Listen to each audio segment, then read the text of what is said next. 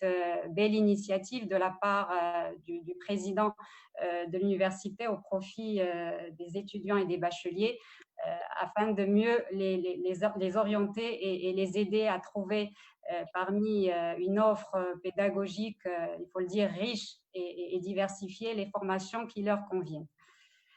Voilà, alors donc si vous le permettez, on va démarrer ce webinaire. Alors je voudrais tout d'abord remercier vivement nos intervenants donc, qui ont répondu favorablement à notre invitation, qui ont bien voulu prendre part à ce webinaire et faire profiter nos étudiants et nos bacheliers de leur parcours et de leurs expériences respectives. Alors, notre objectif ici, en fait, c'est de répondre à aux différentes questions et interrogations que se posent nos bacheliers et nos étudiants au sujet des métiers de commerce et de gestion qu'ils pourraient exercer à l'avenir, une fois leur diplôme en poche. Et donc, cette question, quel métier me conviendrait-il? C'est une question difficile que nous nous sommes tous posés à un moment ou à un autre et que nos étudiants et bacheliers se posent encore plus aujourd'hui. Alors pour certains, la réponse serait peut-être simple car elle serait motivée par une vocation, mais pour la plupart, déterminer son projet professionnel reste une mission assez compliquée, voire très, très compliquée. Et chacun d'entre nous sait que le choix d'un métier ou d'un projet professionnel conditionne foncièrement la formation universitaire que l'on souhaite. D'où l'intérêt de mûrir la réflexion autour de questions cruciales et aussi la nécessité de bien se renseigner avant de se lancer dans tel ou tel cursus universitaire. Donc, afin d'éclairer nos étudiants et nos bacheliers, leur apporter les éléments de réponse nécessaires donc sur les questions qu'ils se posent au sujet des métiers de commerce et de gestion. Alors, on a l'immense plaisir d'avoir avec nous des personnes issues du monde du travail et qui exercent d'ailleurs dans ces mêmes domaines d'activité, le commerce et la gestion. Certains d'entre eux sont issus d'ailleurs de l'ENCG. Je suis ravie de revoir deux de mes anciennes étudiantes ayant entamé avec succès leur parcours professionnel. Alors, mesdemoiselles Asma Touati et Zhour Netlouho, donc je suis ravie de vous revoir dans ce webinaire. Donc, c'est toujours un plaisir de revoir ces anciens étudiants, notamment lorsque ceux-ci en fait quelques pas dans la vie active et en réussit leur projet professionnel ou leur début de carrière. Alors, bienvenue à vous deux, mes chères anciennes étudiantes. Alors, Asma Touati, responsable d'audit à l'ENCG Fès. Donc, Asma est restée fidèle à l'ENCG, donc elle ne veut pas nous quitter. Et Zhour Netlouho, Sales Unit Manager chez Dislog Group. Alors, bienvenue à vous deux. Alors, on a aussi avec nous Madame Kenza Alaoui, Zone Supplier, Country Brand Manager chez Decathlon Maroc. Bienvenue à vous, Madame Kenza Alaoui. Merci. Madame Jihan Fahraoui, Digital Marketing Manager chez Opori. Bienvenue à vous aussi, Madame Jihan Fahraoui. Et messieurs, donc je vous ai laissé en dernier, un galanterie oblige, monsieur Reda Hakim, directeur de groupe Bank of Africa BMCE Group. Bienvenue à vous, monsieur Hakim. Et monsieur Ismail Klawa, contrôleur de gestion chez AXA Assurance. Voilà, bienvenue à vous aussi, monsieur Klawa. Donc, merci encore une fois merci à vous tous d'avoir bien voulu répondre présent à cet atelier. Alors, pour donner peut-être plus de temps au débat, je propose de limiter peut-être la durée de vos interventions respectives à une dizaine de minutes. Donc, ça nous fera une petite heure et ensuite, on ouvrira le débat pour répondre aux questions des étudiants et des bacheliers. Alors, je précise aussi que cet atelier est enregistré et qu'on passe également en direct sur Facebook. Voilà, alors je donne la parole au dernier que j'ai présenté, donc Monsieur Klawa, je vous ai présenté en dernier, donc je vous donne la parole en premier. Oui, Alors allez-y, vous avez la parole, Monsieur Klawa. merci Madame Asma. Alors, je tiens d'abord euh, à remercier le comité d'organisation pour votre invitation. Je remercie également mon ancien collègue Asma pour son invitation également. Et c'est avec un immense plaisir que je reviens à l'ENCG Phase et j'anime un webinaire pour l'ENCG Phase, étant donné que j'ai passé une année, ma première année à l'ENCG Phase, et dont je suis amplement fier de mon passage. Alors, je me présente brièvement, je suis Ismaël Klawa, lauréat de l'ENCG Casablanca, option gestion financière et comptable. J'occupe actuellement le poste d'analyste chargé de reporting financier chez AXAGO, AXA Group Operations. C'est une filiale spécialisée IT pour le groupe AXA et qui englobe non seulement que AXA Assurance, mais AXA Banque, AXA Tech et AXA Go. Et c'est une multinationale avec laquelle on travaille conjointement avec l'ensemble des clients de l'Amérique du Nord, de l'Europe et de l'Asie. Humble parcours. Donc après obtention de mon baccalauréat, option physique-chimie, avec mention très bien en 2014, j'ai eu l'opportunité, bien sûr, de passer pas mal de concours. J'ai finalement été choisi, admis à l'ENCG Phase. J'ai passé ma première année à l'ENCG Phase, puis j'ai fait un échange à l'ENCG Casablanca pour des raisons de proximité et par la suite, j'ai continué mon parcours à l'ENCG Casablanca. J'ai choisi comme filière gestion avec option gestion financière comptable. J'ai passé mon stage PFE dans un cabinet d'audit, Omnipact, pour une durée, c'est un stage pré-embauche, pour une durée de 7 mois, avant d'intégrer, bien sûr, de soutenir mon projet de fin d'études et d'intégrer mon poste actuel. Euh, J'allais dire que le domaine de gestion, c'est un domaine très intéressant dans le sens où il porte principalement sur l'analyse de données, sur la communication avec l'ensemble de partenaires et de collaborateurs au sein de votre organisation.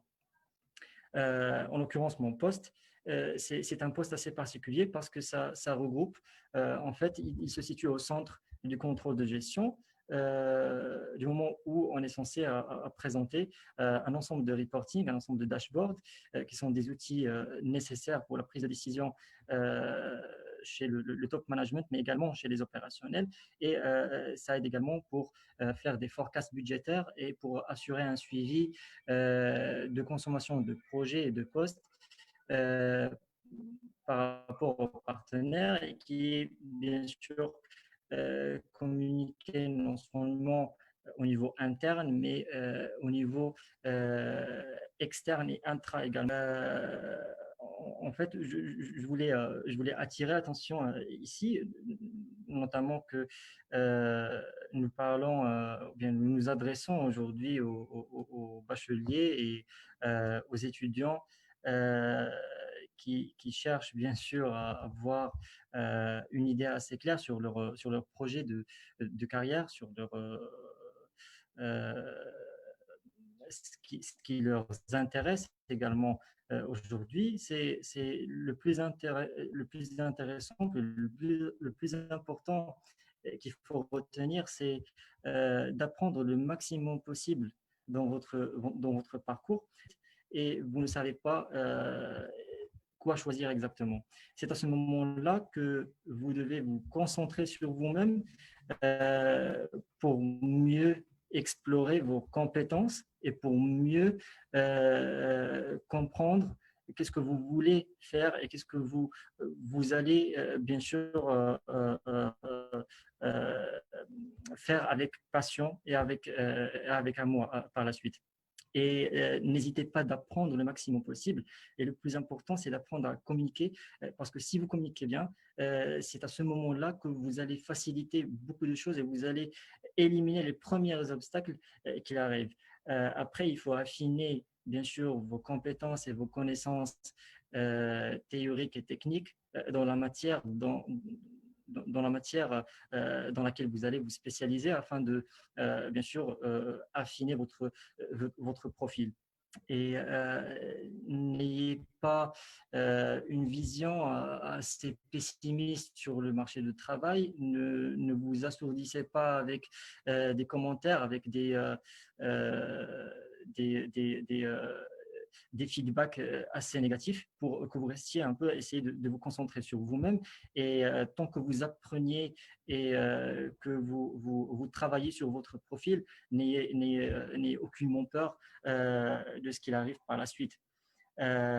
Autre chose, c'est que dans les 5 ans passés à l'ENCG, ce n'est pas toujours l'apprentissage technique, ça se passe pas uniquement au niveau des salles et au niveau des amphithéâtres, mais également à l'extérieur. Ça se passe dans les clubs. Il faut vraiment ayez cette audace d'aller chercher, de s'épanouir à l'extérieur du cours, bien sûr, classique. Il faut apprendre à interagir avec les étudiants, de passer par des expériences que vous n'allez pas, bien sûr, reprendre par la suite lorsque vous allez être lauréat. Et c'est ça le plus important. Et c'est ce qui va vous aider par la suite de comprendre votre trajectoire et votre chemin dans ce que vous voulez faire par la suite. Et je vous le cacherai pas parce que mon passage par un seul club peut-être au niveau de mon parcours m'a permis de faire non seulement de travailler sur moi-même, mais également de tisser des relations assez importantes qui m'ont bien servi dans mon parcours, de s'épanouir sur de nouveaux horizons au niveau de mon passage. Donc, finalement, ce que je veux vous dire, c'est que le NCG, ce n'est pas seulement une école, mais c'est une aventure, c'est une expérience vraiment que vous devez la saisir et vous ne cloisonnez pas uniquement dans l'apprentissage classique, traditionnel, mais essayez d'apprendre, de s'auto-former et de s'inscrire, vraiment s'investir dans le parcours NCGiste amplement. Soyez fiers, bien sûr, de votre école, soyez fiers de l'appartenance de votre école parce que c'est très important et c'est quelque chose qui devient inculqué dans votre identité. Donc, je ne sais pas si j'ai dépassé le temps ou pas et je ne sais pas si vous avez des Non, non, questions. vous êtes dans le Ça sera tout de ma part. Je Euh, laisserai la parole. pour résumer, Monsieur Klawa, pour être plus pragmatique, Oui, quelles sont les compétences techniques oui. qu'un étudiant doit avoir pour pouvoir exercer votre métier contrôleur de gestion? Alors, vous avez plus fait l'accent sur les qualités personnelles, et donc ça, c'est très important aussi. Mais pour être Oui. plus précis, oui, on aimerait bien avoir votre avis là-dessus. Donc, les compétences qu'un étudiant doit avoir pour exercer ce métier de contrôleur de gestion. Premièrement, un, c'est un métier qui est bourré de chiffres. Il faut avoir un goût de chiffres et être vraiment à ce monde de données. Il faut également avoir des bases techniques au niveau de la comptabilité générale, au niveau de la comptabilité analytique, parce que ce sont les sous-bassements du métier du contrôleur de gestion, afin qu'ils puissent faire des analyses, des critères assez précieuses pour la prise de décision par la suite concernant le suivi budgétaire ou bien également concernant le costing.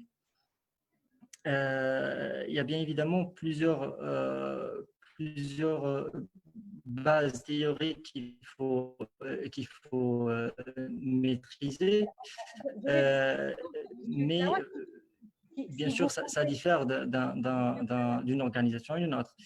Monsieur Oui, Claude, vous m'entendez? Pourriez-vous, avant de continuer, nous donner en fait, nous oui. présenter clairement ce que c'est d'abord le métier de contrôleur de gestion? Alors, qu'est-ce qu'il est amené à faire? Et ensuite, vous continuez sur les compétences nécessaires. Alors, c'est quoi un contrôleur de gestion, hein, pour les bacheliers ou bien pour les étudiants qui n'ont pas vraiment une idée sur ce que c'est qu'un contrôleur de gestion? Donc, quelle est sa mission au sein de l'organisation? En fait, un contrôleur de gestion, c'est une personne qui est là pour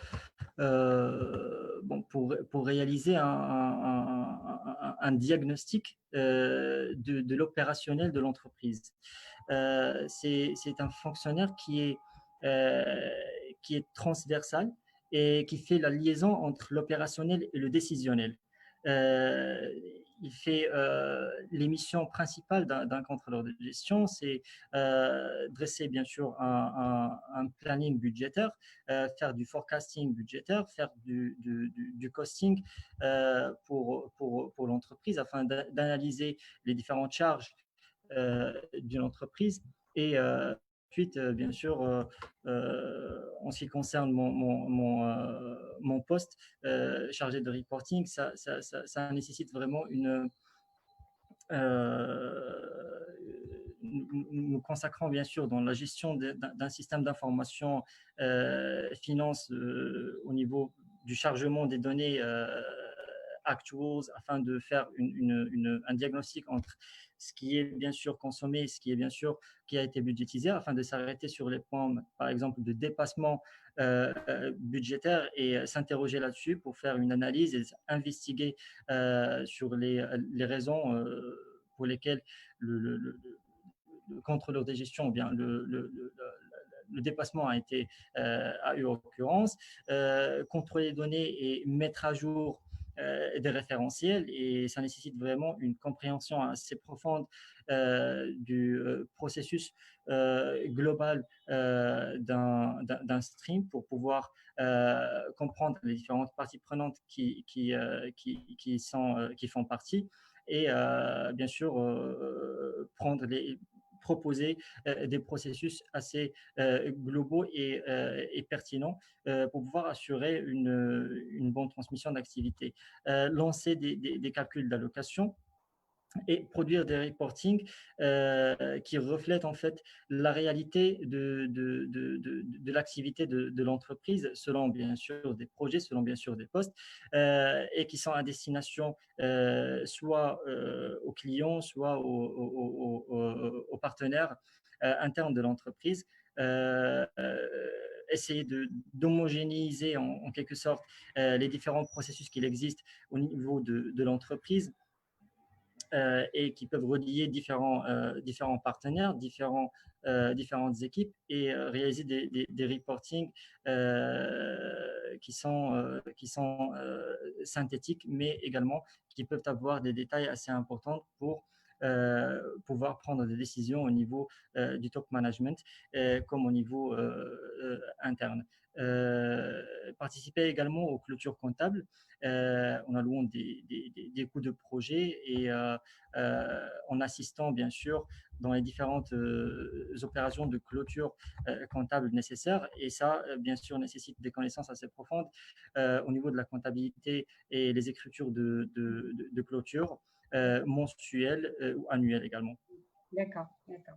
Ben, merci Monsieur Klawa pour toutes ces précisions sur le métier de contrôleur de gestion et pour tous les conseils que vous avez bien voulu prodiguer à nos étudiants et à nos Merci. bacheliers par rapport au travail qu'ils doivent faire sur leur personnalité, sur les qualités requises hein, pour exercer ce métier. Merci Merci. encore une fois.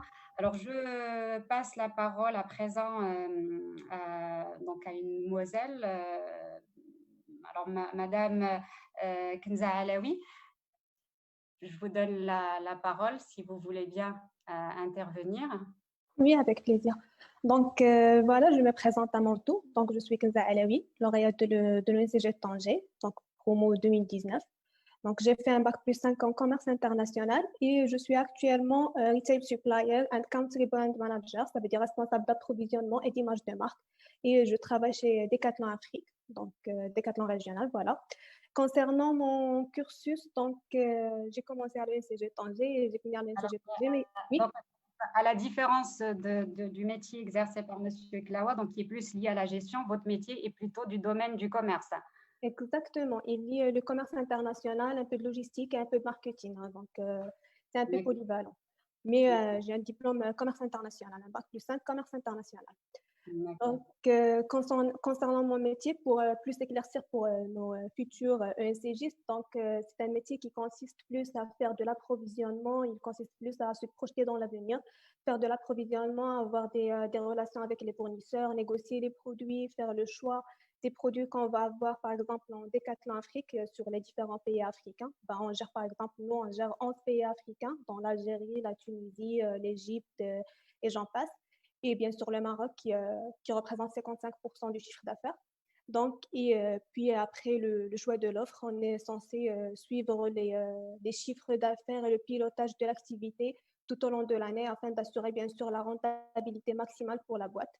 Et donc, voilà, c'est ça grosso modo. Et il y a aussi le côté country brand manager. Donc, ça, c'est plus marketing, c'est plus image de marque. Donc, c'est plus notoriété, gérer le chiffre d'affaires et assurer un minimum de croissance chaque année en choisissant vraiment les bons produits adaptés pour les besoins africains. Ben, on sait très bien que Decathlon, c'est une multinationale française et donc les besoins en Europe sont vraiment trop différents aux besoins en Afrique.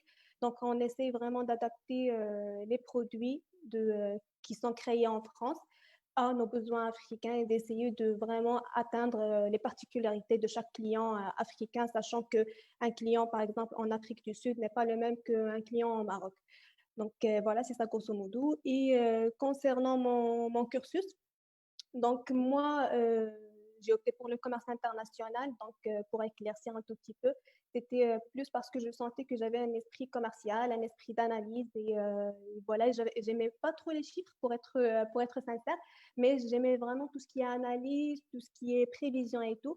Et c'est ce qui est vraiment la base dans notre métier, c'est vraiment toujours se projeter dans l'avenir et toujours être à l'avance 2 ou 3 mois parce que l'approvisionnement au sein d'une chaîne, d'une supply chain management se fait 2 ou 3 mois à l'avance. Donc, il faut toujours avoir ou essayer d'avoir les prévisions vraiment exactes, pile poil, à ce qu'on aura besoin d'ici 2 ou 3 mois. Voilà. Donc, comme j'avais précisé, j'avais commencé à l'ENCG Tanger et je rejoins d'ailleurs mon collègue sur un point qui est très important, c'est l'action associative. Ben, moi aussi, je tiens à insister les futurs ENCGistes à vraiment s'intéresser à l'action associative. Certes, les cours théoriques étaient enrichissants, on n'y pas, mais l'action associative, pour moi, avait un surplus et c'est grâce à elle que je suis aujourd'hui ce que je suis. Donc, certes, il y avait quelques matières dont j'ai eu la chance d'étudier, telle la fiscalité ou peut-être le droit, mais je crois que toujours le savoir-faire, on peut toujours l'apprendre une fois recruté dans une entreprise. Par contre, le savoir-être, c'est celui que les entreprises demandent aujourd'hui le plus. Aujourd'hui, on cherche vraiment la personnalité de la personne, on cherche à avoir une personnalité, un caractère soi-disant, plus qu'un savoir-faire. Mais ça ne veut pas dire que les bases, non, ça ne se discute pas, pardon. Donc, voilà. Et moi, j'ai eu l'occasion aussi de travailler en parallèle avec mes études, chose que j'encourage aussi à faire. Donc, j'avais certes effectué mes stages, mon stage de fin d'études, bien sûr, mais je travaillais aussi en parallèle avec mes études et j'avais commencé dans le groupe Decathlon, ça fait 2 ans maintenant, donc j'ai 2 ans d'expérience déjà au sein du groupe Et c'est ce qui m'a permis d'être la plus jeune retail supplier, si on veut dire, sur le plateau, parce que j'avais commencé à l'âge de 20 ans, j'étais en 4e année, et aujourd'hui j'ai 22 ans, j'ai déjà 2 ans d'expérience, et j'ai déjà un poste qui est très bien placé au sein de la boîte, et voilà, donc j'ai pu évoluer 2 fois, donc au sein de la boîte même, et ça fait plaisir, franchement, de pouvoir avoir un tel cursus. C'est pour cela que j'encourage vraiment. Et aussi, un truc, c'est que quand on travaille en parallèle avec nos études, ça nous permet de savoir qu'est-ce qu'on aime et qu'est-ce qu'on n'aime pas. Parce que, par exemple, moi, quand j'ai commencé mes travaux, j'ai commencé à savoir que j'ai ce sens de commerce, ce sens d'analyse, de relation avec les clients et tout cela, ce qui m'a permis vraiment de m'orienter facilement au commerce international et de savoir ce que je voudrais faire par la suite. Et j'avais le but assez clair, plus bien sûr les matières qu'on étudie au sein de notre cursus, parce qu'une fois que tu commences à étudier, tu commences à dire inconsciemment j'aime cette matière, j'aime pas cette matière, c'est inconsciemment qu'on le dit, et c'est grâce à cela que tu commences à avoir une petite idée sur tes orientations, sur ce que tu veux faire par la suite. Et donc voilà, pour clarifier juste un tout petit peu plus mon métier. Donc, pour donner une idée plus simple, parce que je sais qu'en parlant en termes un peu économiques, c'est un peu difficile à comprendre pour un bachelier. Donc, mon métier, il consiste juste à avoir un ensemble de produits, donc avoir un nombre de produits, tu as un nombre de modèles à choisir chaque année. Et chaque année ou 2 années, tu fais genre un business plan qui consiste à construire des stratégies de la marque. Donc, chaque retail supplier a des marques au sein de Decathlon, on gère des marques. Donc, tu gères cette marque. Bien sûr, tu as une ambition à faire, un objectif à faire. Tu dis, voilà, cette année, par exemple, je vais faire 35% de progression et je m'engage à le faire. Pour le faire, il faut faire des stratégies, bien sûr. Tu décides ces stratégies et par la suite, tu fais des plans d'action, genre direct, concrètes, pour réaliser ce objectif. Et le but principal de notre slogan, bien sûr, c'est de rendre le sport accessible au plus grand nombre possible. Donc, tu restes toujours dans le sens de l'entreprise, si on veut dire, et tu essaies vraiment d'atteindre cet objectif à travers l'ensemble des actions établies tout au long de l'année.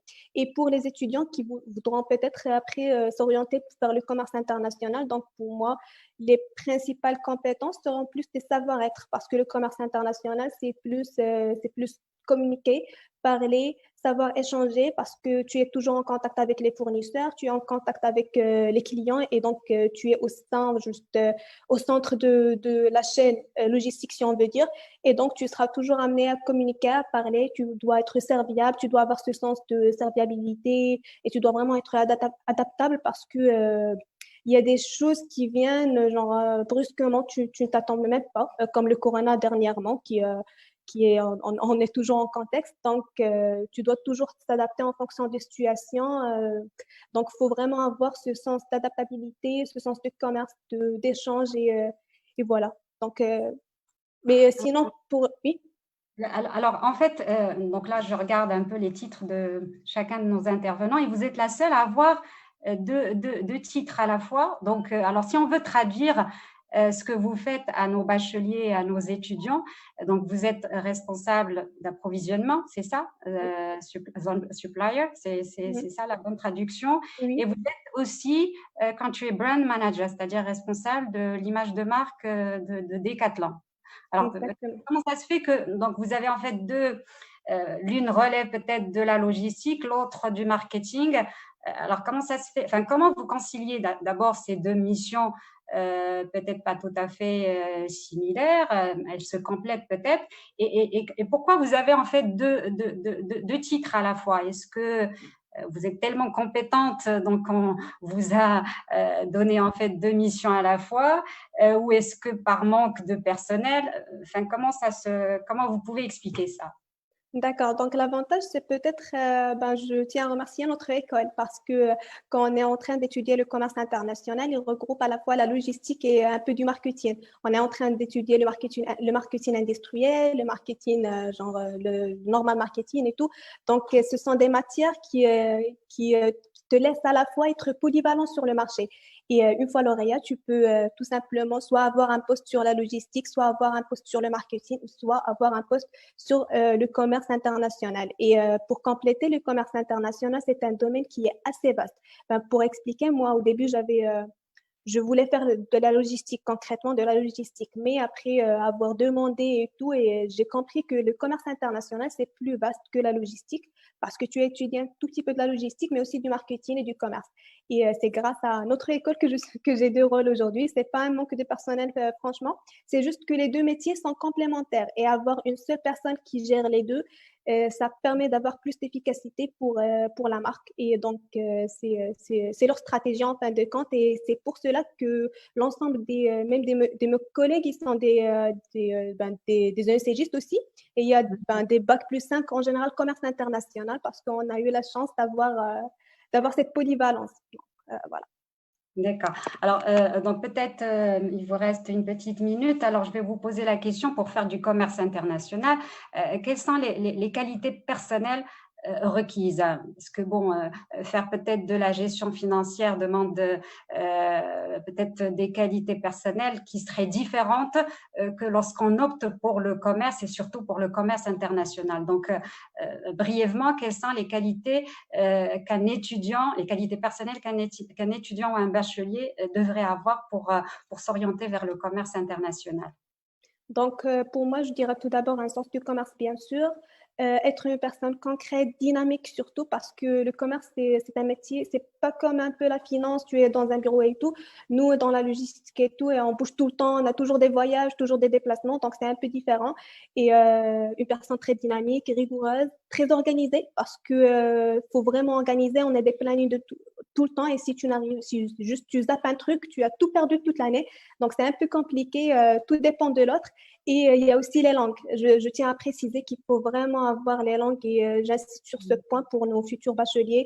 Essayez vraiment aimer les langues parce que c'est très, très, très important au marché du travail. Plus tu Vous as des parlez langues, de langue, Madame Alaoui. ben, je parle le français bien sûr, anglais et espagnol. Donc voilà. D'accord, d'accord, très bien. Mais on insiste surtout sur l'anglais. Au niveau de l'ensemble des boîtes, on sait très bien que l'anglais, il est primordial aujourd'hui parce que l'ensemble des fournisseurs, ils sont en Asie, bien sûr, et l'ensemble des pays africains parlent plus anglais que français. Donc, c'est notre travail quotidien, c'est plus anglais. C'est 99% anglais, un tout petit peu français avec la marque, en fait, parce qu'elle est française. Et Mhm. j'ajoute aussi l'esprit de l'analyse, avoir un esprit d'analyse, de chiffres, bien sûr, de prévision et tout cela. Donc voilà, brièvement. Merci, merci Mademoiselle Kenza Alaoui pour toutes Avec ces plaisir. questions. Alors, je me tourne à présent vers Monsieur Alish Hakim, directeur de groupe Bank of Africa, BMCE Group. Oui, bonjour, bonjour tout le monde. Merci encore une fois d'avoir accepté notre invitation, Monsieur Alish Hakim. Alors, je vous donne la parole. Alors, je suis très heureux d'être parmi vous aujourd'hui. Je tiens à remercier les organisateurs de cet événement qui a pour objectif de parler des métiers du commerce et de gestion et qui est destiné aux étudiants et aux lauréats. Et moi, pour ma part, je vais vous parler du métier de la banque. Déjà, c'est quoi une banque? On va commencer par la définition académique. Donc, tout le monde le sait, c'est une institution financière qui a pour activité principale de collecter les dépôts et de distribuer les crédits et de gérer les moyens de paiement. Tout le monde peut devenir client de la banque. Il suffit de s'adresser à l'une des agences bancaires présentes partout au Maroc pour ouvrir un compte. Donc, le compte, il est alimenté notamment par les dépôts d'espèces et les virements, que ce soit un salaire ou autre. Donc, les avantages de la banque sont très, très, très clairs. Donc, premièrement, la sécurité. L'argent déposé par le client est conservé en toute sécurité pour éviter les risques de vol, d'incendie, d'inondation, etc. Deuxièmement, la disponibilité.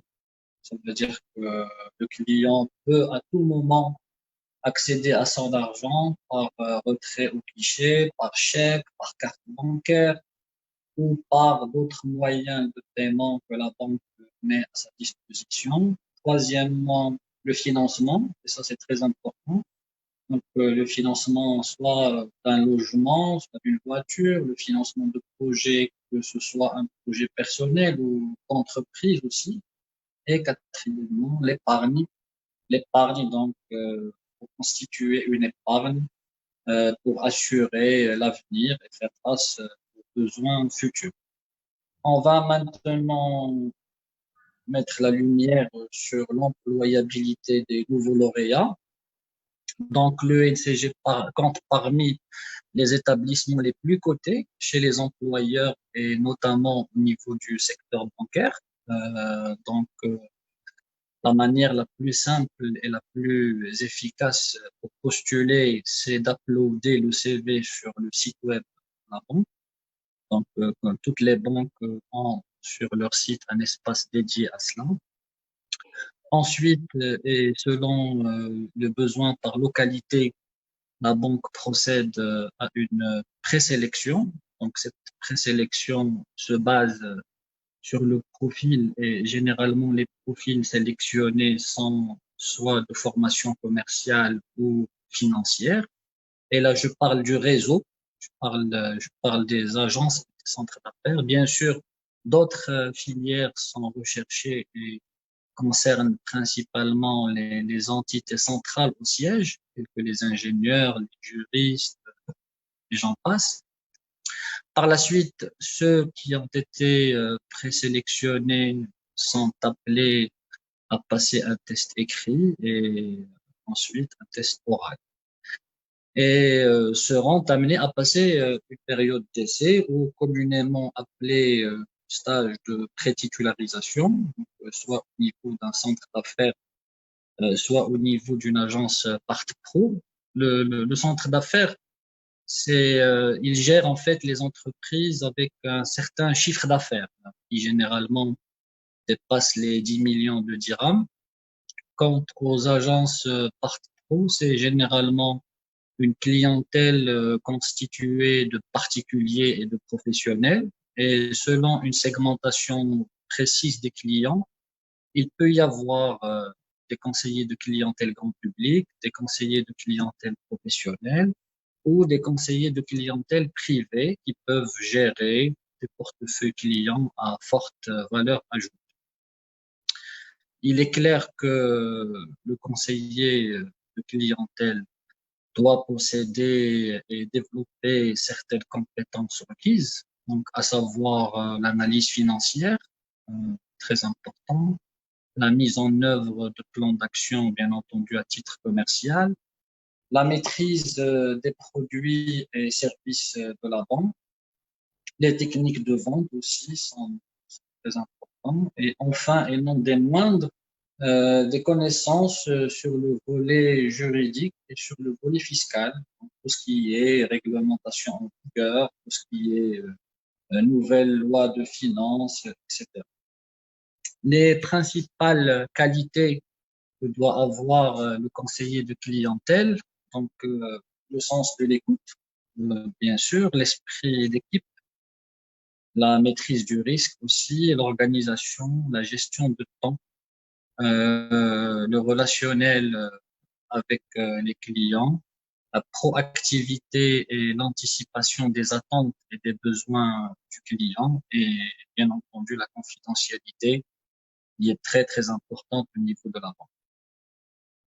En termes de conclusion, je tiens à réaffirmer la solidité de la formation de l'ENCG. Cependant, les candidats doivent fournir des efforts lors des entretiens de recrutement, notamment en termes de savoir-être, car le savoir-faire fait partie des acquis des candidats au niveau de leur cursus académique et est amené à se développer une fois le candidat intègre l'institution. Voilà, je vous remercie et je serai à votre disposition si vous avez des questions.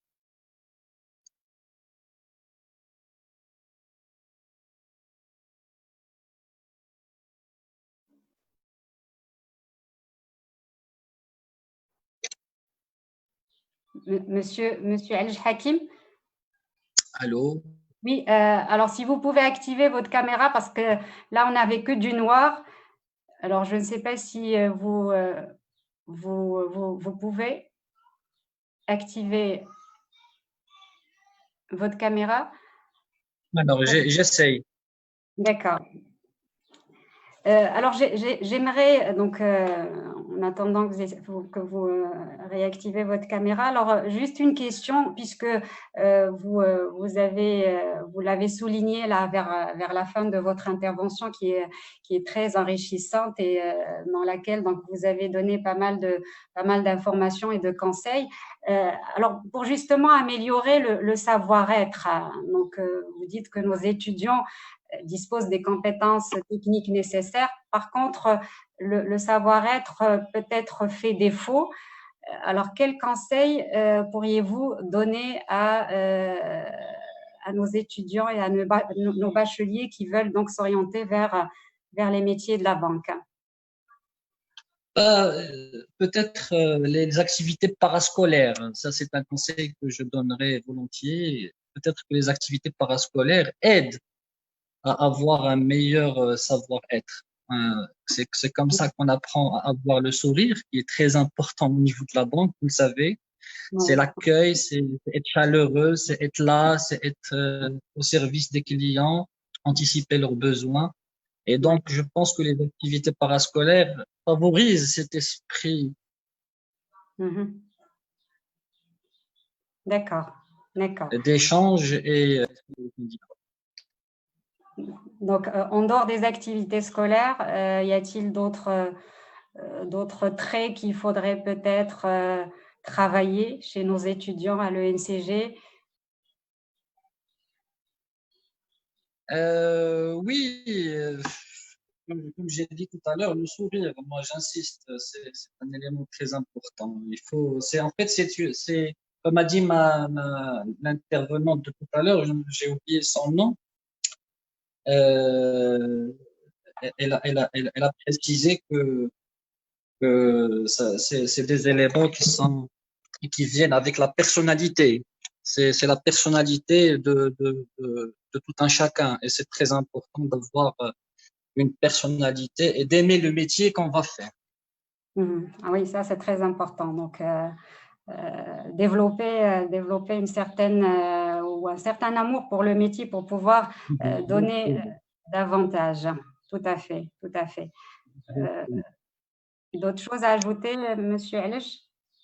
C'est bon, c'est bon. Merci pour votre. Merci à vous. Merci pour votre intervention, donc qui était, comme je l'ai souligné, très riche en informations hein, pour nos étudiants qui veulent s'orienter vers le secteur de la banque. Alors, je me tourne à présent vers Mademoiselle Zhor Netelpro, donc qui est Sales Unit Manager chez Dislog Group. Vous m'entendez? Voilà. Alors, est-ce que vous m'écoutez? Ça fait plaisir de vous revoir. Évidemment. Alors, ça fait plaisir de retourner où tout a commencé. Le son n'est pas vraiment très net, Zhor. Ça s'entrecoupe. Est-ce que vous arrivez à m'entendre maintenant? Peut-être mieux maintenant, hein, oui, peut-être mieux. Alors, donc c'est à vous la parole. Hein. Je vous laisse développer donc votre activité. Merci déjà. Plaisir de retrouver de retour. Donc, plaisir avec le son est très mauvais. C'est très mauvais, Zhor. Hein. Ça s'entrecoupe. On n'arrive pas à vous entendre. Hein. Je pense que c'est le. C'est la connexion, je crois. D'accord, je vais arranger ça. Une minute. D'accord, pas de souci.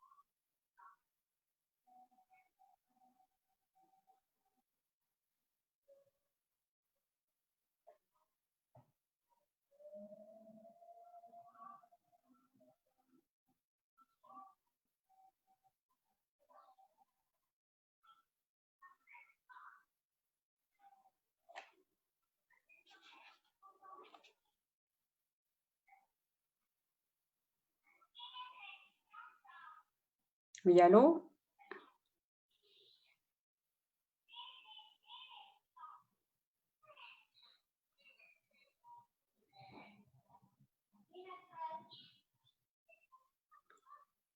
Alors, peut-être on donne la parole. Alors, Zohor, vous m'entendez?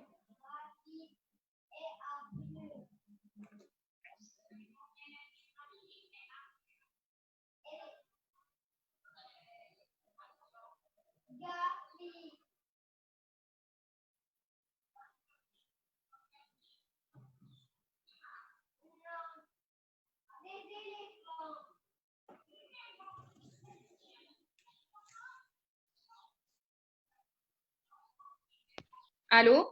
Oui, oui, là, c'est nettement mieux. Voilà, donc c'est la connexion de la maison qui n'était pas bonne. D'accord.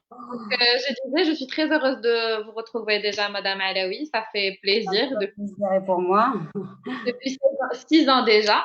Donc, Ah, quand même, ça ah fait oui, un donc, peu. 6 ans déjà. Et donc de retrouver aussi le NCG et les webinaires à l'ENCG. Donc brièvement, Zohar Nait Lhou, j'ai 28 ans. Ça fait 6 ans que j'ai eu mon diplôme de l'ENCG en 2014. Et, euh, et en fait, j'ai travaillé directement après le NCG à Dislog, la boîte avec laquelle je suis toujours maintenant.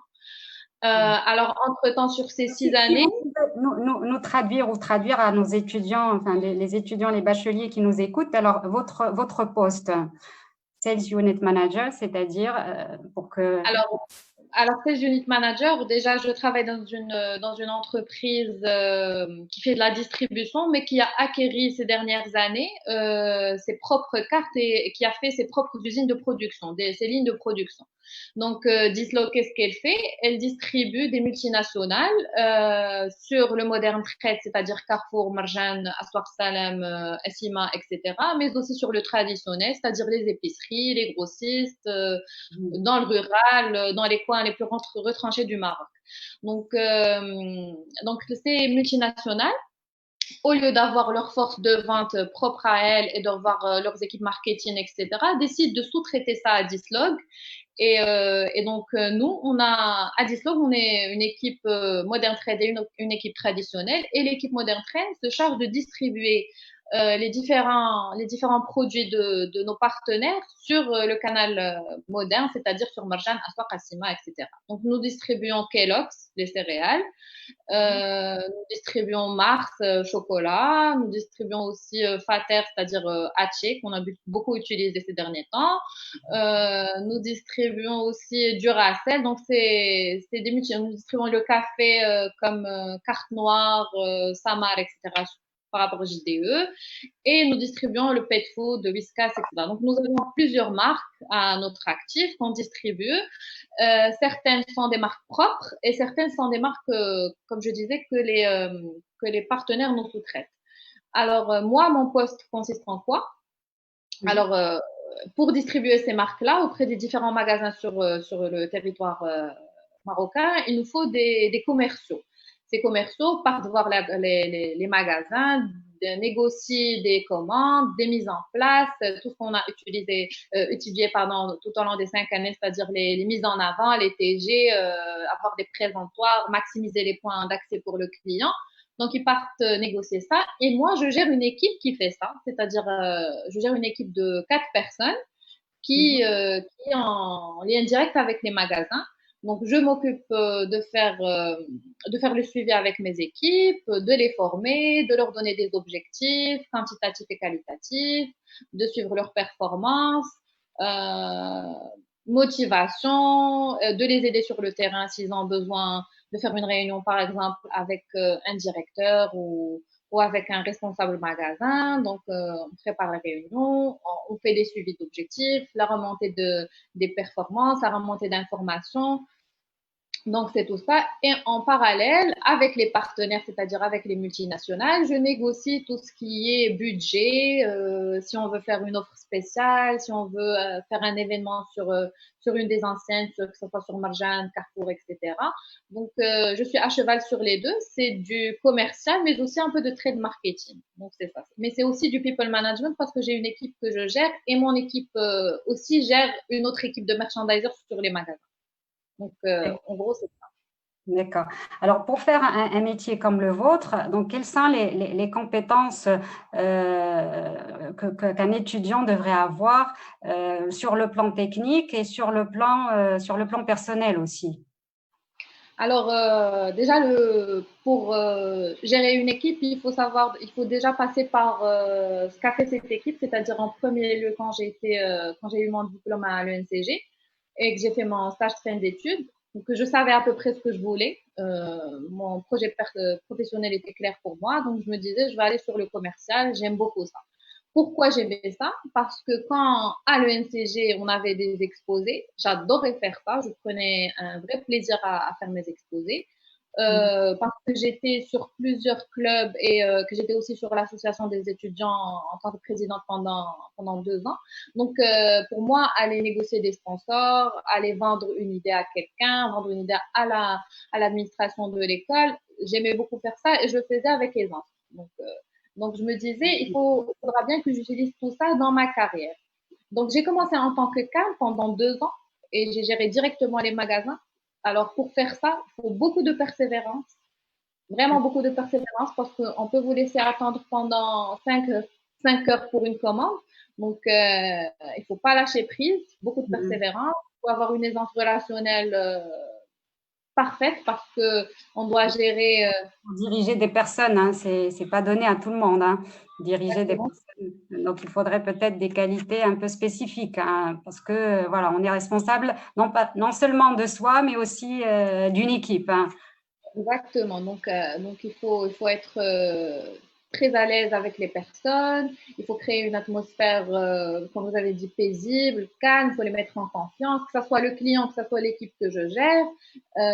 Il faut, contrairement à ce qu'on pense, faut être habile des chiffres parce que c'est des suivis, des trackings de performance qui se font chaque jour parce qu'on quand même on a un objectif assez grand et il faut le répartir sur le nombre de jours. Il faut être aussi sur une bonne analyse pour savoir comment on peut rattraper le chiffre perdu. Il faut être très réactif et il faut avoir de la patience. Donc, c'est tout un tout. Mais surtout aussi, il faut être un peu leader et pouvoir bien conduire ou bien mener son équipe, donc avoir un sens de la fermeté peut-être, de la pouvoir convaincre.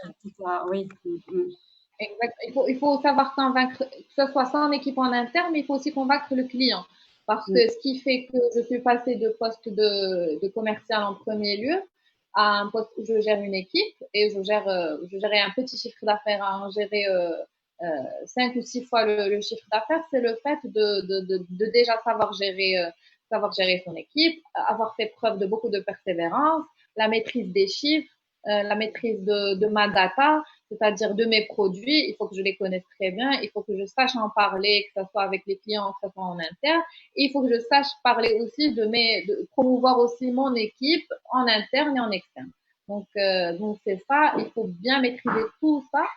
Et bien sûr, il y a des traits personnels qui font qu'une personne est plus prédisposée à un métier de commercial ou de sales qu'une autre. Donc c'est ça. Bon, ben, tabarakallah alik, Zohor, ça fait plaisir. Merci pour tous ces conseils et merci pour votre intervention. Donc, il va certainement, ou de laquelle va profiter donc les personnes ou bien les étudiants qui veulent faire des métiers donc de commerce. Merci encore une fois. Alors, je m'adresse à présent à Mademoiselle Jihan Fahraoui. Mademoiselle Jihan Fahraoui, merci d'avoir accepté notre invitation. Merci d'être avec nous aujourd'hui dans ce webinaire. Alors, vous êtes Digital Marketing Manager, c'est ça? Alors, on ne vous entend pas. Moi, je ne vous entends pas. Je ne sais pas les autres.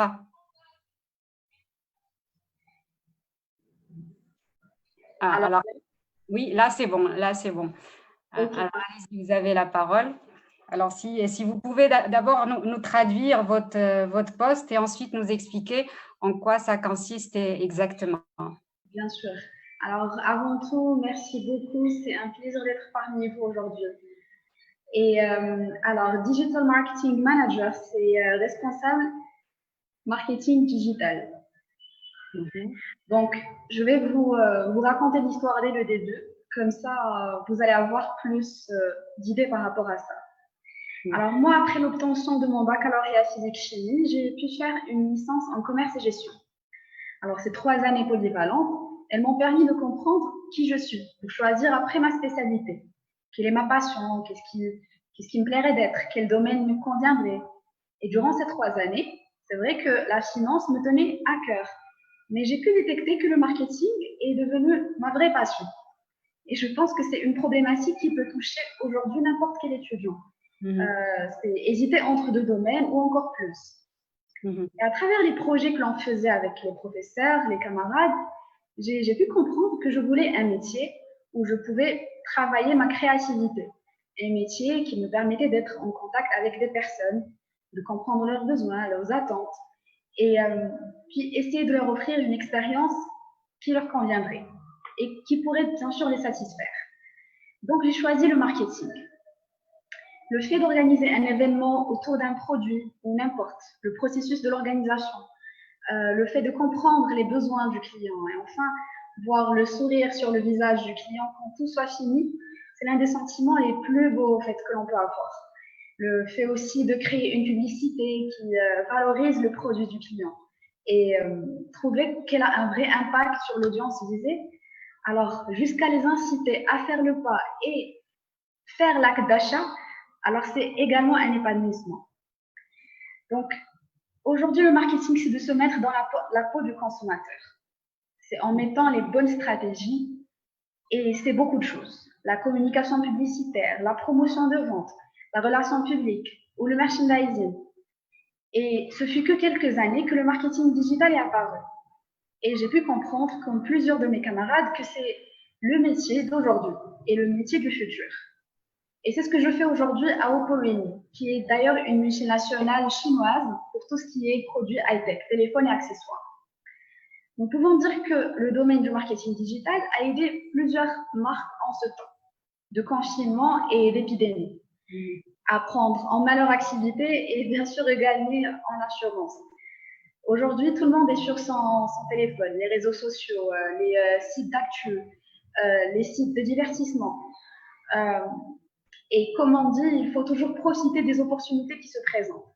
Alors, pourquoi ne pas arriver à toucher ces consommateurs potentiels à travers des publicités qui apparaissent en plein visionnage d'un film ou en plein game?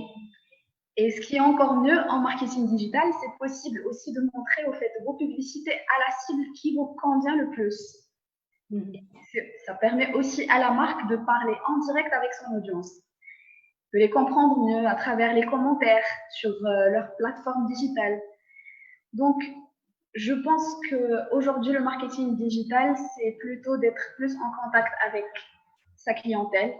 C'est une opportunité pour les entreprises et marques d'aujourd'hui de se faire voir sans pour autant mettre beaucoup de budget. Donc, voilà. Vous étiez, si j'ai bien compris, vous étiez sur un parcours au départ qui était purement scientifique, c'est ça, physique et chimie? Exactement. Vous avez fait un revirement à 360 degrés pour aller vers la gestion et plus exactement vers le marketing, c'est ça?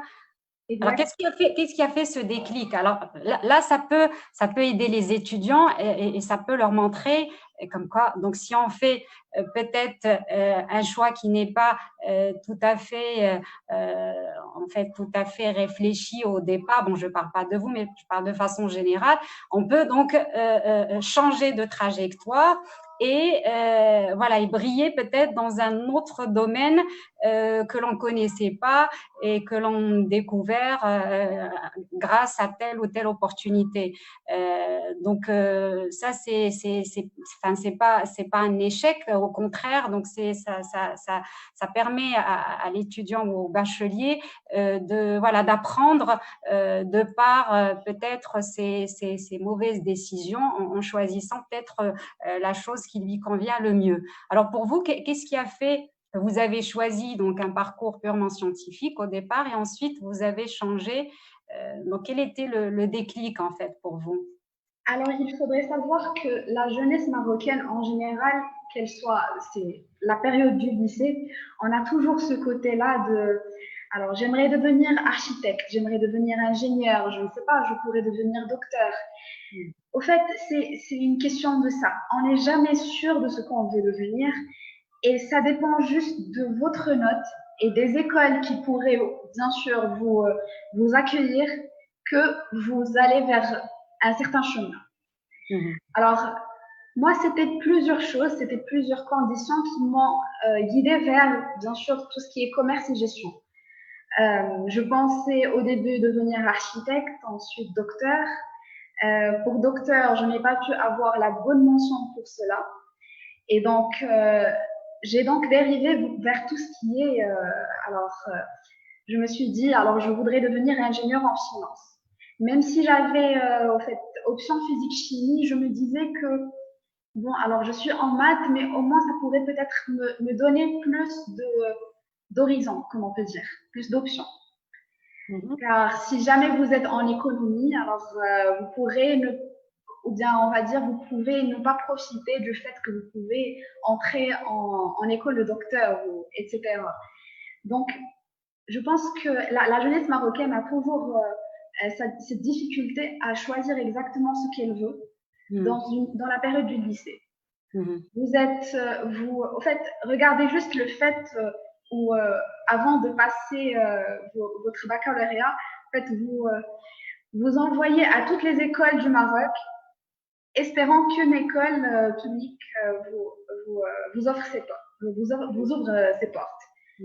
Et tout dépend de la branche que l'on fait. Donc, on n'a pas toutes les écoles qui sont ouvertes à vous. Hein. Donc, il y a en fait voilà, un nombre limité selon...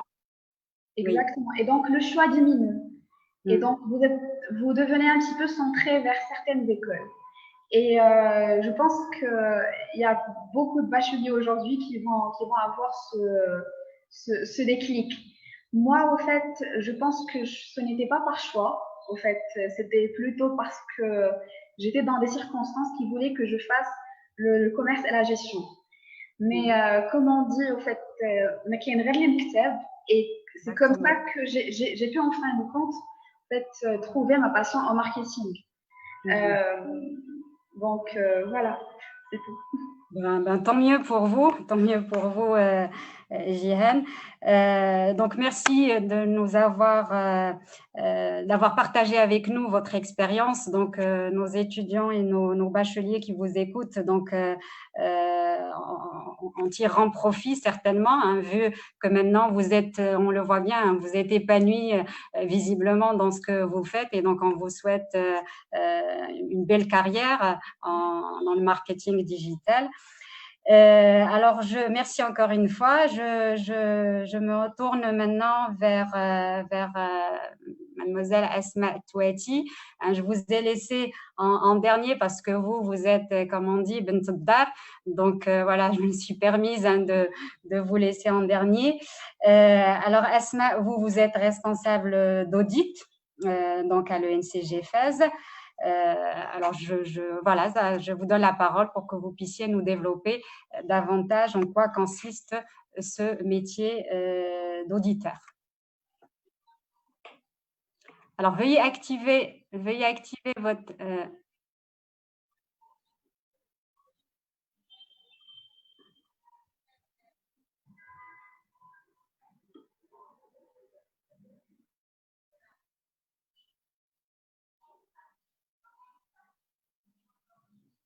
Non, c'est toujours désactivé.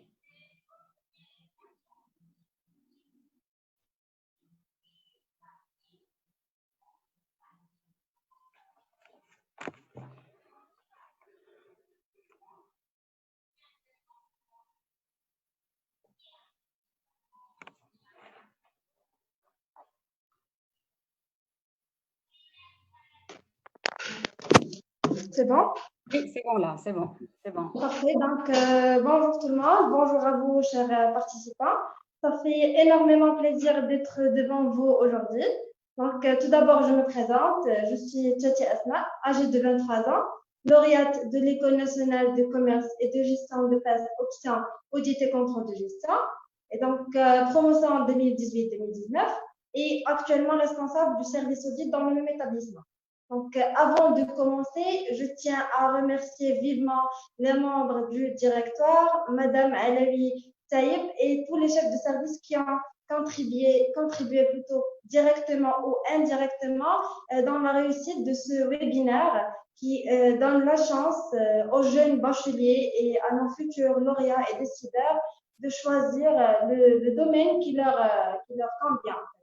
Donc, ce que je veux dire, c'est que j'avais toujours l'honneur d'être une étudiante de l'une parmi les écoles nationales de commerce et de gestion, pour plusieurs raisons, bien sûr.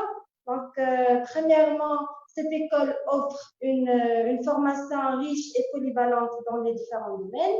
Elle offre également à ses étudiants une panoplie de choix et de filières, ce qui leur permet par la suite de faire le meilleur choix et de suivre la formation qu'ils souhaitent. Et donc, également, le diplôme de cette école est très demandé dans le marché du travail, quel que soit dans le secteur privé ou dans le secteur public. Donc, d'après mon expérience et d'après mes connaissances, les étudiants et les lauréats de ces écoles excellent au niveau des concours écrits, oraux et au niveau des entretiens d'embauche. Donc, également, le diplôme leur permet d'exercer des métiers différents dans différents domaines, en commerce et en gestion. Et parmi ces métiers, je cite comme exemple le métier d'audit que j'exerce actuellement, donc qui est un métier de gestion, bien sûr, et qui consiste à porter à une organisation un jugement, plus ou moins, de ses processus, de ses procédures et de son système de management généralement, qui doit être exercé par une personne qui détient les compétences nécessaires.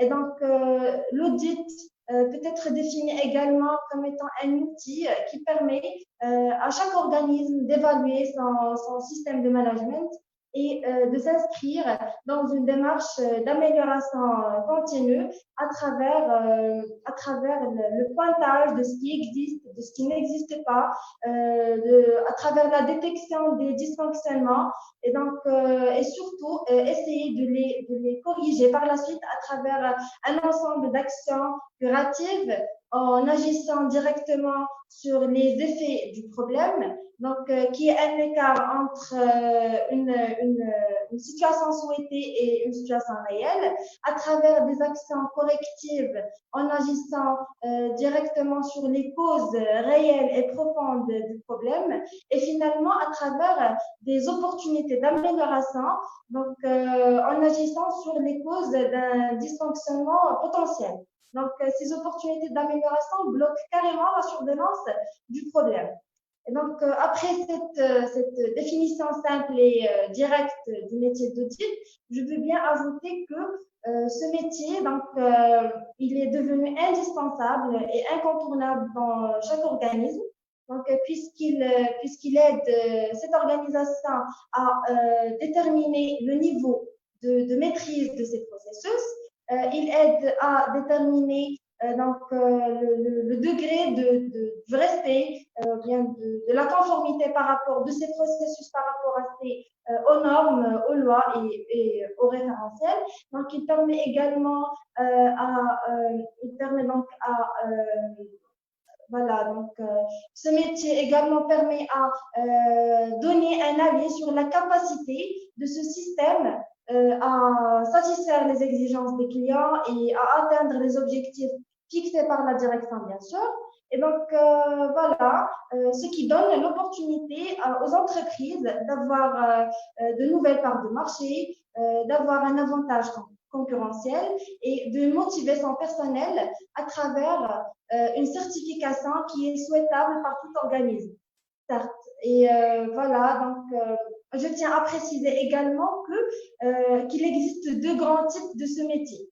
Donc, il y a un audit interne qui est une activité indépendante et objective, qui doit être réalisé par ou pour le compte d'un organisme lui-même, donc, et qui aide à donner une assurance sur le degré de maîtrise de ces opérations et aider à les améliorer. Donc, ce qui contribue directement à la création de la valeur ajoutée.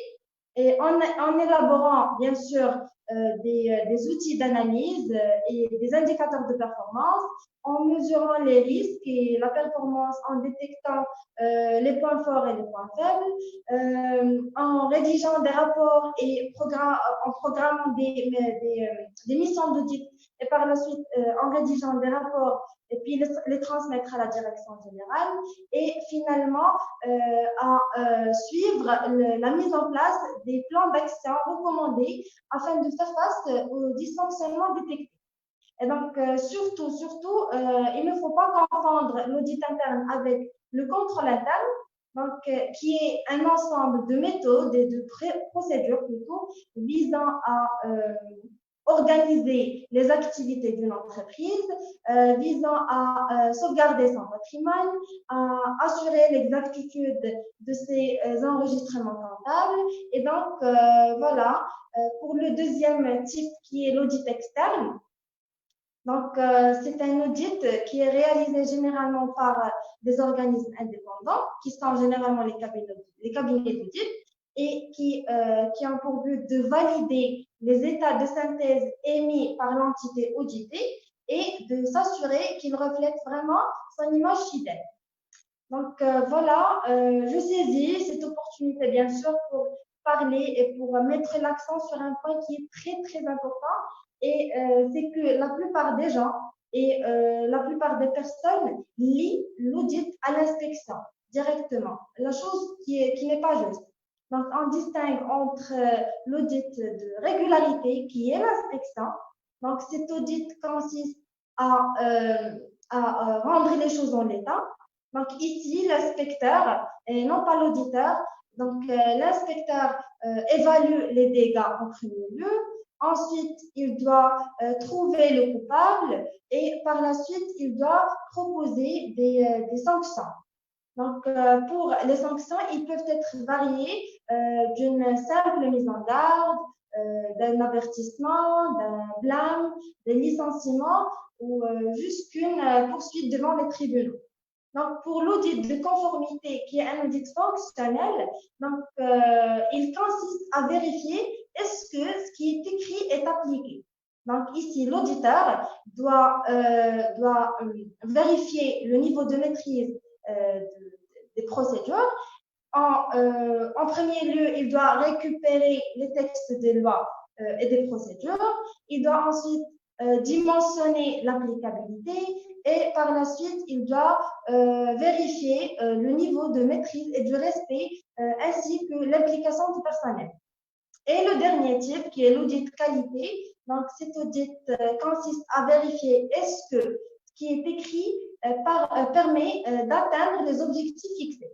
Donc là, l'auditeur, il doit avoir tout d'abord une connaissance parfaite des procédures. Ensuite, il doit avoir la capacité ou bien il doit être capable de proposer des changements dans la manière de faire le travail et finalement, il doit avoir la qualité d'un accompagnateur et d'un guide, d'un conseiller, voilà. Pour le dernier. Asma, quelles sont, à votre avis, les qualités requises pour faire un bon auditeur, hein, donc pour les étudiants qui souhaitent par la suite exercer ce métier? Très bien. Donc, l'auditeur, tout d'abord, il doit travailler avec une logique de la pensée. Ça veut dire quoi, une logique de la pensée? Ça veut dire il doit tout d'abord observer. Observer, c'est se rendre sur le terrain pour recueillir les faits et les informations. Il doit ensuite comprendre. Donc, il doit avoir la capacité de comprendre. Comprendre quoi? Comprendre les faits en les remontant sur leurs vraies causes et leurs causes profondes. Et puis, il faut qu'il hiérarchise ces causes par degré d'importance. Et finalement, il doit passer à l'action. Donc, il doit agir en proposant une ou surtout plusieurs solutions pour faire face à ce dysfonctionnement ou à ces faits. Et pour les qualités, bien sûr que l'auditeur il doit avoir certaines qualités personnelles bien précises. Et donc, d'ailleurs, ces qualités, elles ont été citées au niveau de la norme 19011, version 2011, qui porte sur les lignes directives sur l'audit du système de management. Et plus précisément dans le chapitre 7, qui est intitulé l'auditeur.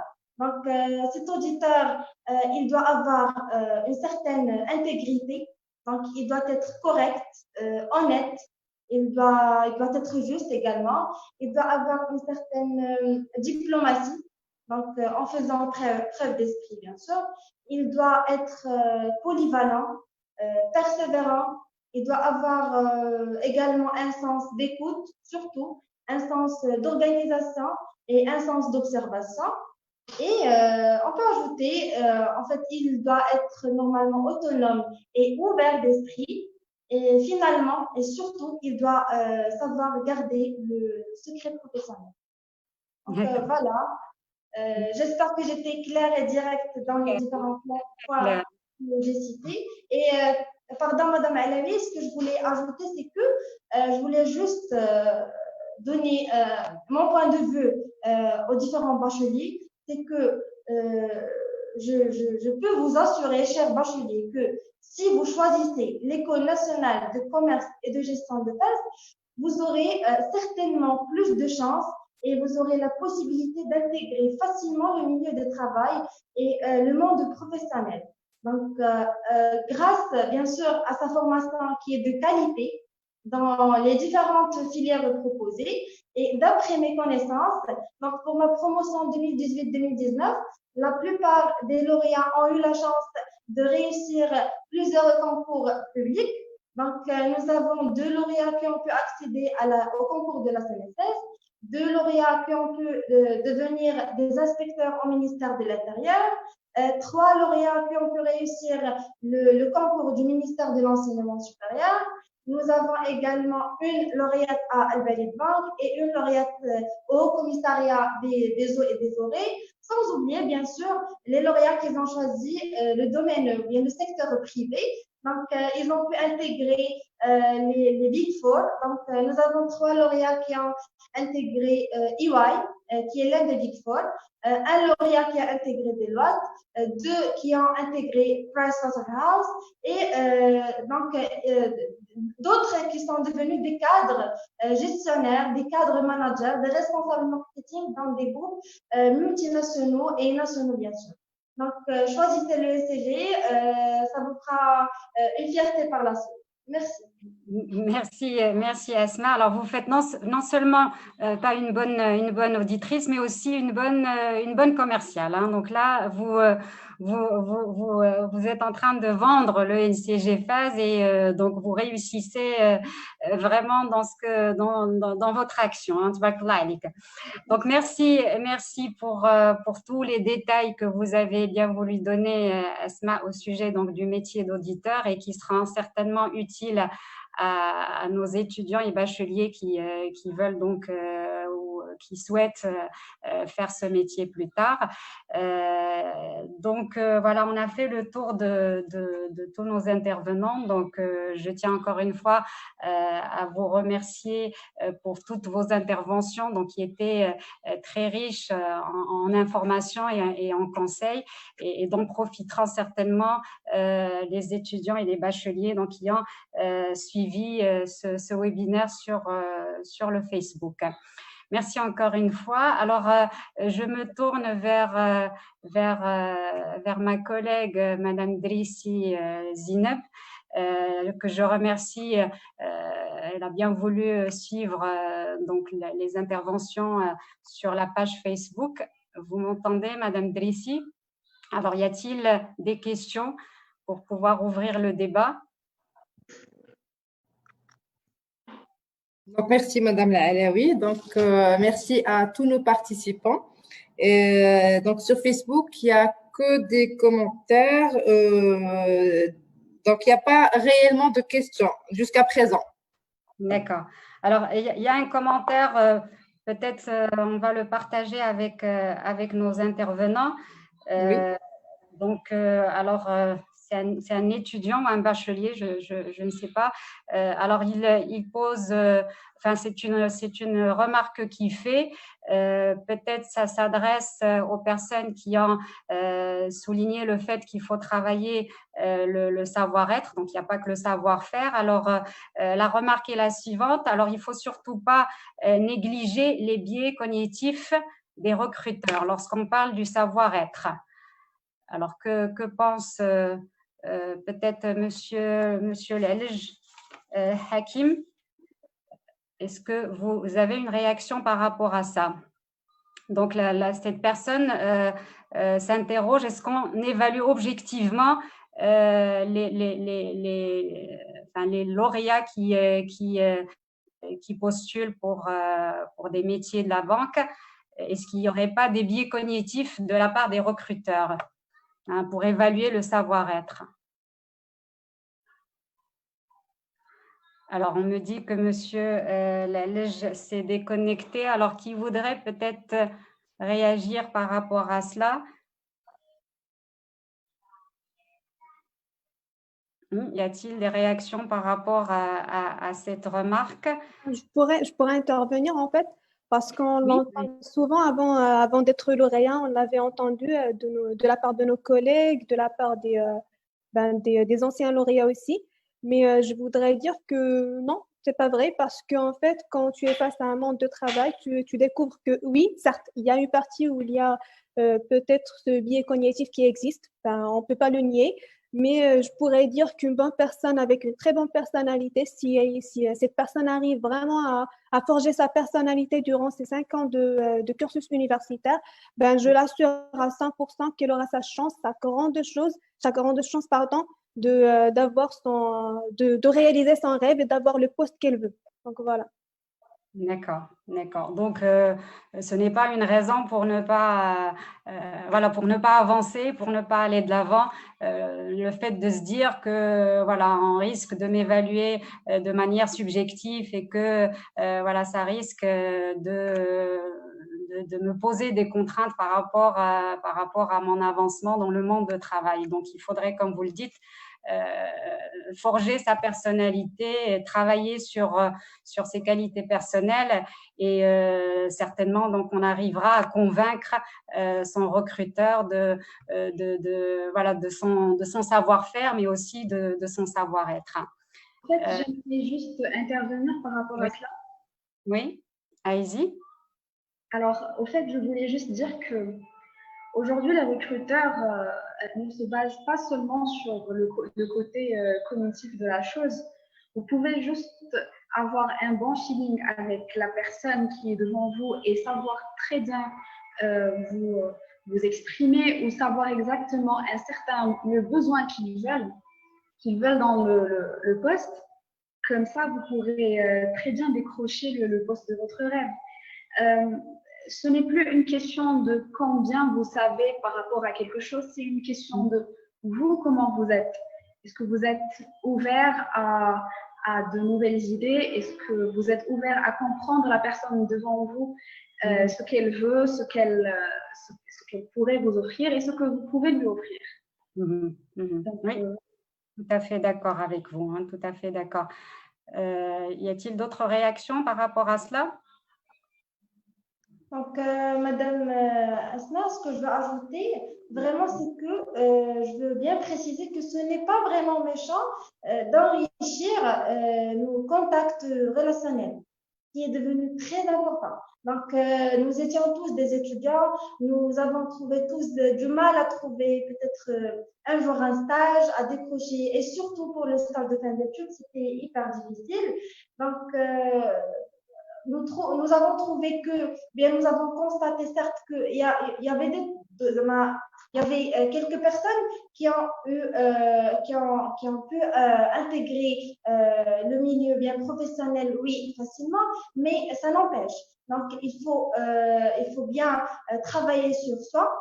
De un, travailler sur sa personnalité. Il faut surtout, genre, ce n'est pas méchant d'enrichir nos contacts relationnels, ça nous aidera un jour. Donc voilà, c'est ce que je voulais ajouter. D'accord, le message est passé, Asma. D'autres réactions par rapport à ce qui vient d'être dit? Alors, je ne sais pas si entre-temps, est-ce qu'il y a eu des questions, Madame Dressi? Est-ce qu'il y a eu des questions entre-temps? Donc, elle me dit que non. Donc, si vous n'avez pas d'autres choses à ajouter, donc il nous reste peut-être 8 minutes. Donc, si vous avez d'autres conseils à prodiguer, d'autres choses à rajouter, donc c'est le moment. Ben, moi, je voudrais juste ajouter un truc qui n'a pas été dit, c'est de toujours chercher l'actualité du travail et du monde professionnel. Parce que pour être honnête, on sait très bien que nos études académiques ne sont pas à 100% adaptées au marché du travail.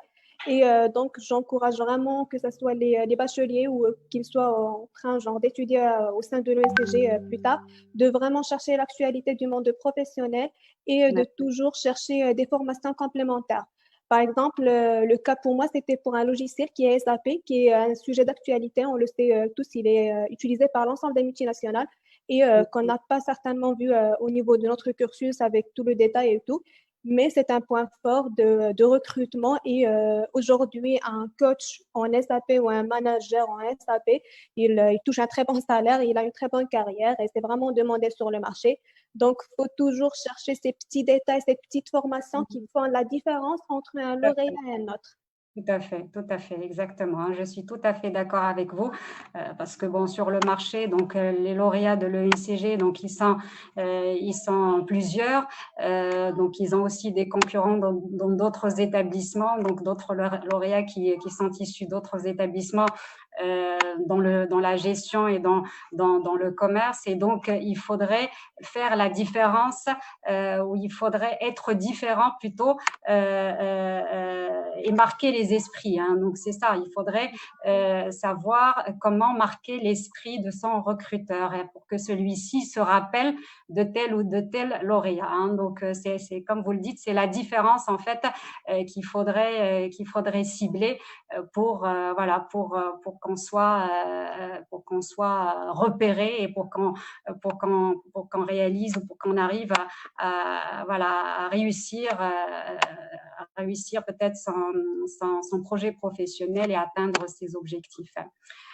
Voilà, donc je pense qu'on touche à la fin de cet atelier. Alors le débat fut riche et les échanges ont été fort intéressants. Donc les informations que vous nous avez données et dont profiteront les étudiants et les bacheliers donc étaient très intéressantes, étaient très riches et j'espère que voilà nos étudiants et nos bacheliers vont en tirer profit. Alors je vous remercie tous de vos interventions. Je vous remercie pour tous les conseils que vous nous avez, que vous avez prodigués à nos bacheliers, à nos étudiants. Je vous remercie pour tous les éclairages que vous avez bien voulu nous donner sur vos métiers respectifs. Voilà, je vous souhaite bonne continuation à vous tous et merci encore une fois. Merci et à très bientôt peut-être. Merci à vous. Merci à vous. Bonne journée. Madame Dressi, vous m'entendez? Donc, alors je vous remercie, vous aussi. Merci à vous, Madame Alaoui. Et je remercie tout le staff qui a été derrière la préparation de ce webinaire. Merci beaucoup et à très bientôt. À très bientôt. À très bientôt. Au revoir. Au revoir.